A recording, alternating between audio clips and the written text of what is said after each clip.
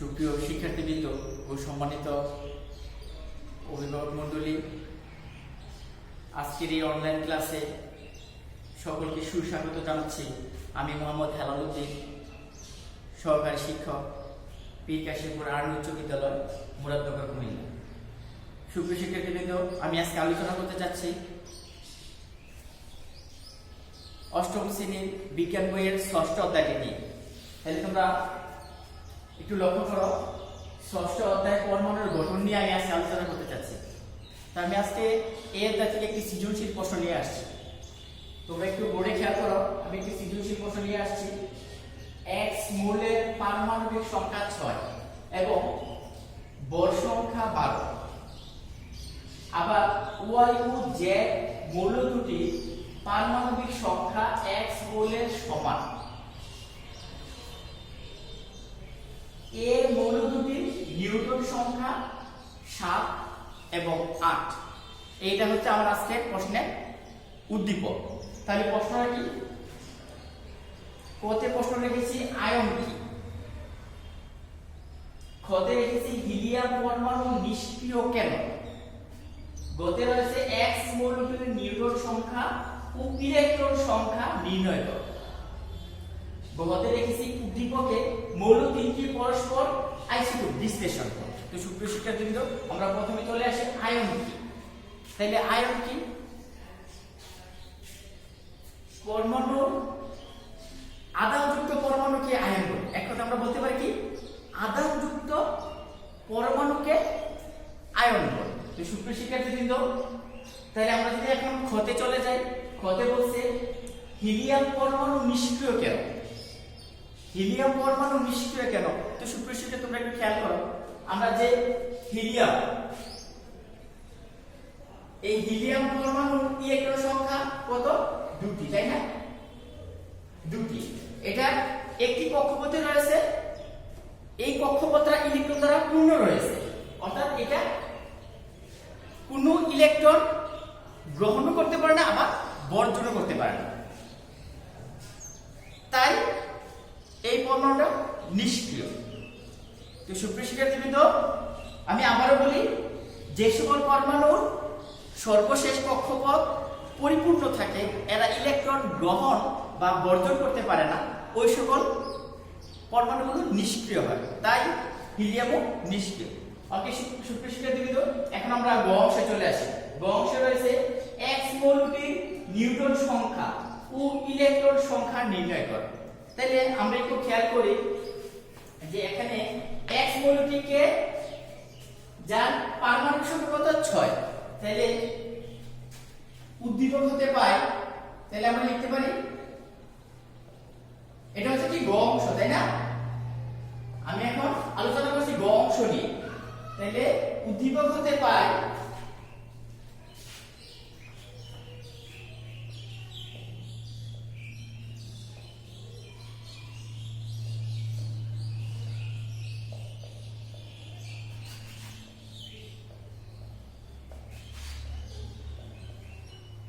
উদ্দীপক হতে পাই কি পাই? x মৌলের পারমাণবিক সংখ্যা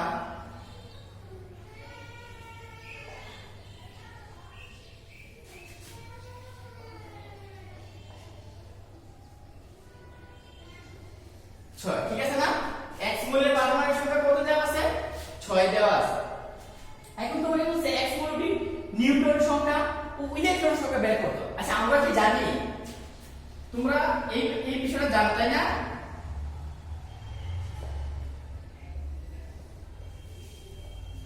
আমরা জানি যে কোন মৌলের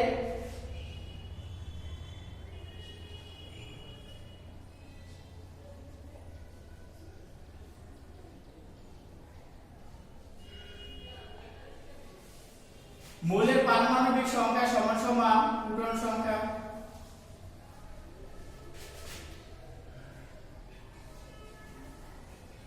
সমান সমান ইলেকট্রন সংখ্যা।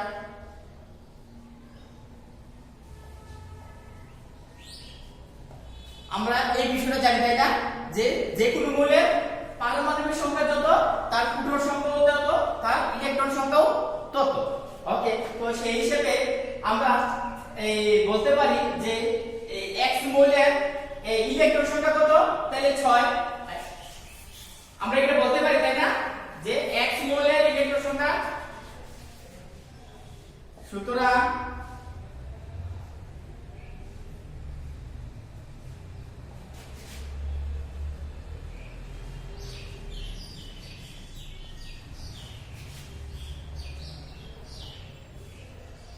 x মোলের ইলেকট্রন সংখ্যা 6।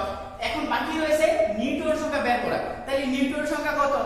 তাহলে তোমরা খেয়াল করো, এখানে কিন্তু x মোলের এই ভর সংখ্যা দেওয়া আছে, ভর সংখ্যা কত? 12 দেওয়া আছে। তাহলে আমরা কি জানি যে কোন মোলের ভর সংখ্যা সমান সমান, হ্যাঁ কি জানি আমরা কোন মোলের, এখন আমরা ইলেকট্রন সংখ্যা বের করব। তাহলে আমরা জানি, সুতরাং নিউট্রন সংখ্যা সমান সমান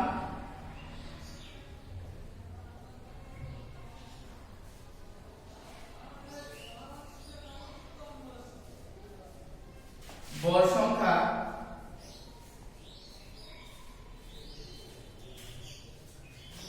মাইনাস প্রোটন সংখ্যা বা পারমাণবিক সংখ্যা।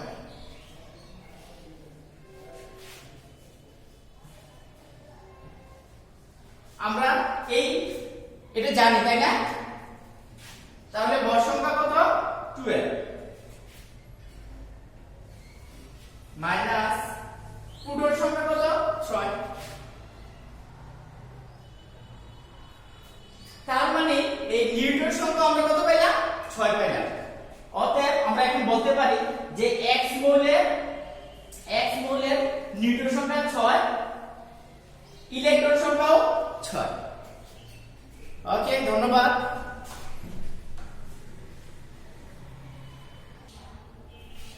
সুপ্রিয় শিক্ষার্থীবৃন্দ, সুতরাং আমরা গ অংশের মধ্যে পেয়েছি যে x মোলের পারমাণবিক সংখ্যা 6, ইলেকট্রন সংখ্যা 6, নিউট্রন সংখ্যা 6। তাহলে এখানে হলো আমাদের গ অংশ শেষ। এখন আমরা গ অংশ নিয়ে আলোচনা করব। সুপ্রিয় শিক্ষার্থীবৃন্দ, তোমরা একটু খেয়াল করো, হ্যাঁ সুপ্রিয় শিক্ষার্থীবৃন্দ, আমরা এখন আমাদের গ অংশে চলে এসেছি। এখানে খেয়াল করো, আমরা এই গ অংশের মধ্যে গ অংশ থেকে পেয়েছি যে x মোলের পারমাণবিক সংখ্যা, ইলেকট্রন সংখ্যা, নিউট্রন সংখ্যা। তাহলে এখন বলছে তিনটি মোলের কথা। তাহলে আমাদের এখানে একটা মোলের কথা এখানে উল্লেখ আছে। এখন আমরা দ্বিতীয় মৌলকে y বলছে, y ও z মৌল দুটির পারমাণবিক সংখ্যা x মোলের সমান। অর্থাৎ কি বলছে? বলছে যে y মোলের পারমাণবিক সংখ্যা, হ্যাঁ কার সমান? x মোলের সমান। তাহলে আমরা এখন লিখব যে y মোলের পারমাণবিক সংখ্যা, সুতরাং উদ্দীপক হতে পাই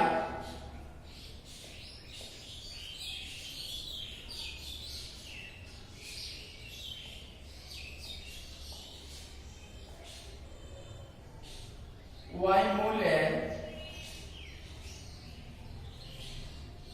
পারমাণবিক সংখ্যা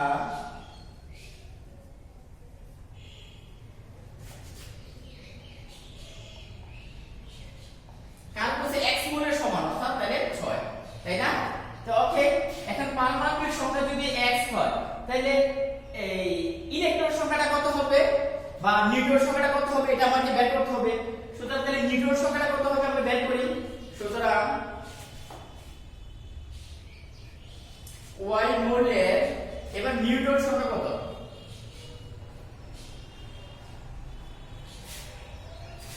y মোলের নিউট্রন সংখ্যা, তাহলে আমরা নিউট্রন সংখ্যা কি জানি যে ভর সংখ্যা মাইনাস প্রোটন সংখ্যা। তাহলে আমরা এই এখানে জায়গা পাচ্ছি না, আমরা একটু উপরে চলে যাব।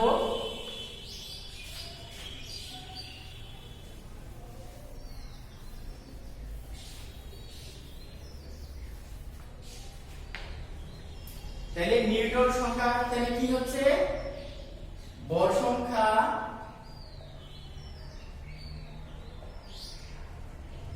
মাইনাস প্রোটন সংখ্যা, তাই না? বা পারমাণবিক সংখ্যা, তাই না?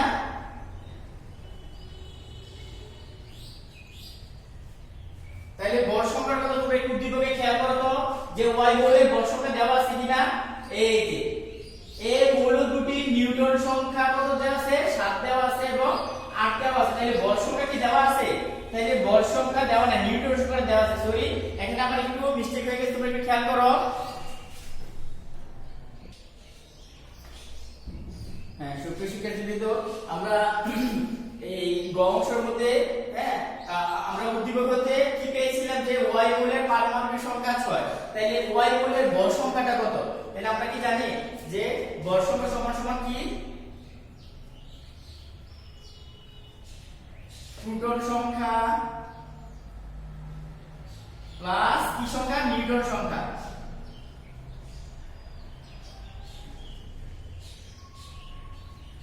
প্রোটনের সংখ্যা প্লাস নিউট্রনের সংখ্যা। তাহলে আমরা যদি একটু নিচে যেটা আমাদের জায়গা আমি উপরে লিখতেছি, তাহলে প্রোটনের সংখ্যা কত পেয়েছিলাম আমরা?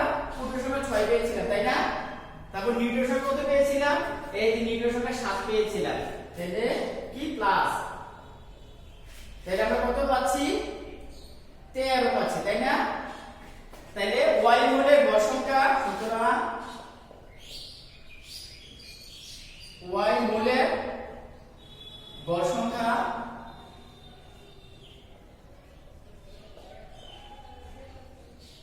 বল কত পাইছি? 13 পাইছি, তাই না? আমরা গড় সংখ্যা কত পাইছি? 13 পাইছি, তাই না?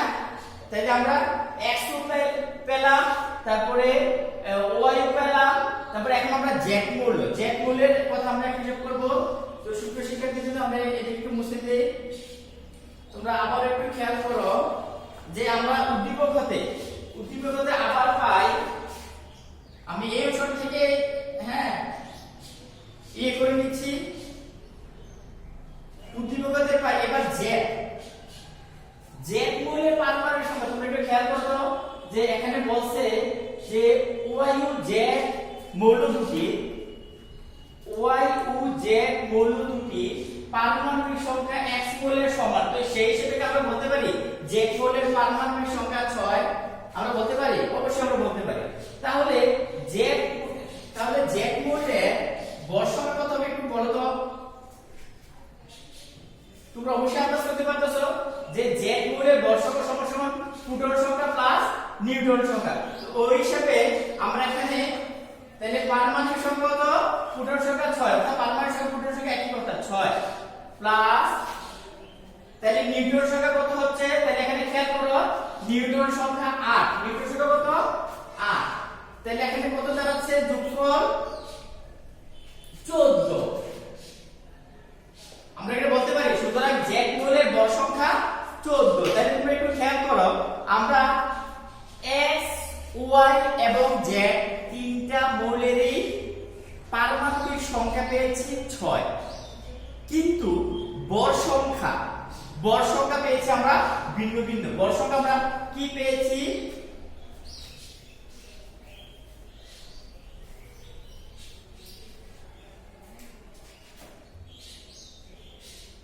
x মূলের গড় সংখ্যা আমরা কত পেয়েছি তোমাদের খেয়াল আছে? কত পেয়েছিলাম? 12, তাই না? y মূলের গড় সংখ্যা কত পেয়েছিলাম তোমাদের খেয়াল আছে? 13 পেয়েছিলাম, তাই না? z মূলের গড় সংখ্যা কত পেয়েছিলাম তোমাদের খেয়াল আছে? 14 পেয়েছিলাম, এই যে 14। তাহলে দেখো যে গড় সংখ্যাগুলো এখানে ভিন্ন ভিন্ন অবস্থায় রয়েছে। তাই আমরা বলতে পারি যে কি, যেহেতু মৌল তিনটি গড় সংখ্যাগুলো ভিন্ন ভিন্ন, তাই এদের আইসোটোপও ভিন্ন হবে। অর্থাৎ উদ্দীপকের মৌল তিনটি পরস্পর আইসোটোপ বিশ্লেষণ করে আমরা দেখতে পাইতেছি যে যেহেতু এদের গড় সংখ্যা ভিন্ন ভিন্ন রয়েছে, সুতরাং মৌল তিনটি আইসোটোপও কি হবে? ভিন্ন ভিন্ন হবে। ওকে, ধন্যবাদ। আজকের ক্লাসে সকলকে ধন্যবাদ জানাচ্ছি। পরবর্তী ক্লাসের জন্য তোমরা সকলে অপেক্ষা করো। আজকের জন্য ভালো থাকো।